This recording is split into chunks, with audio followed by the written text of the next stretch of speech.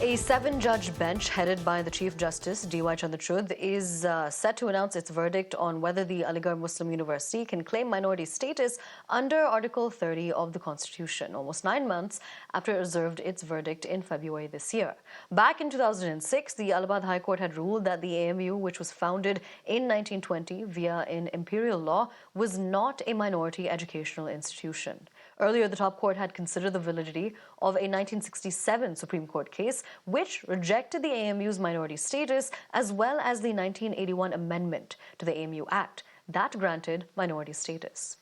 In case there is no minority status for the university, it will have to follow the reservation norms for both teachers and students, like other institutions across the country.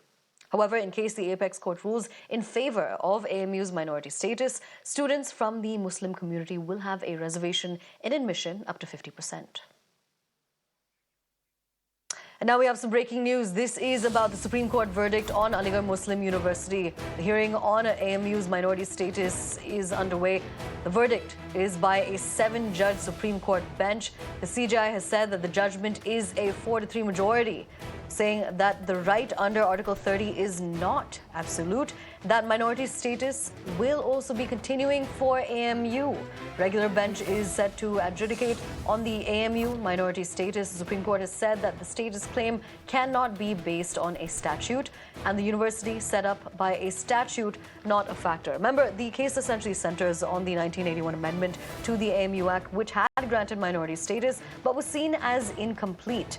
It was founded in 1875, became a central university in 1920, and critics have argued that its government funding disqualifies it from minority status, while supporters contend that it retains its character. This decision was meant to resolve decades of legal challenges regarding AMU's constitutional status, but essentially the case has now been referred to another bench itself. In fact, the Supreme Court has said that case papers will be placed before the CJI for the setting up of a fresh bench. This is to decide the validity of the 2006 Allahabad High Court verdict. Now, essentially, this is also said to have ramifications on other minority institutions. But to get us more on what exactly this means, we're crossing over to my colleague Gaurav, who's joining us on broadcast. Gaurav ji, क्या जानकारी है आपके पास? आप इस judgement के बारे में और डिटेल्स दे सकते हैं? देखिए, जो सेवन जजेस बेंच का आज का जजमेंट है, उसके बाद जो है वो 1967 का फाइव जजेस बेंच का जो अजीज भाषा का जो बेंच था, जो का जजमेंट था, वो ओवर रूल हो गया है। इसका मतलब ये हुआ कि जो अलीगढ़ मुस्लिम यूनिवर्सिटी है, उसका स्टेटस वो जारी रहेगा, यानी कि वो एक माइनॉरिटी इंस्टीट्यूशन बना रहेगा तब तक जब तक कि 3 जजेस की स्पेशल रेगुलर बेंच इसको लेकर कोई फैसला ना ले ले। लेकिन आज का जो जजमेंट था वो इस लिहाज से महत्वपूर्ण था कि देश में कोई भी माइनॉरिटी इंस्टीट्यूशन हो, किस तरीके से उसको माइनॉरिटी इंस्टीट्यूशन का दर्जा मिलना चाहिए, उसके लिए जो क्राइटेरिया है वो संविधान पीठ ने या कॉन्स्टिट्यूशन बेंच ने आज के अपने जजमेंट में तय कर दिया है।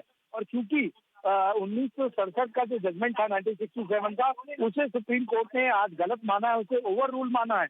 इस बात की बहुत ज्यादा संभावनाएं है कि जब 3 जजेस की बेंच जो है इस मामले में सुनवाई करेगी कि क्या एएमयू को माइनॉरिटी स्टेटस मिले या न मिले, उसमें उनको हमेशा के लिए एज मिलेगा इस ऑर्डर से, क्योंकि कोर्ट ने ये कह दिया है कि कोई भी जो एजुकेशन इंस्टीट्यूट है, चाहे वो प्री इंडिपेंडेंस एरा में आया हो या आफ्टर इंडिपेंडेंस आया हो, उसमें किसी तरह का कोई डिफरेंशिएशन नहीं होगा। और उस दौरान जो है उसे आर्टिकल 30 के तहत मिलने वाला जो कॉन्स्टिट्यूशनल राइट है, उसके तहत जो है उसको टेस्ट किया जाएगा। तो ऐसे में कहीं ना कहीं फिलहाल अलीगढ़ मुस्लिम यूनिवर्सिटी के लिए राहत की खबर है।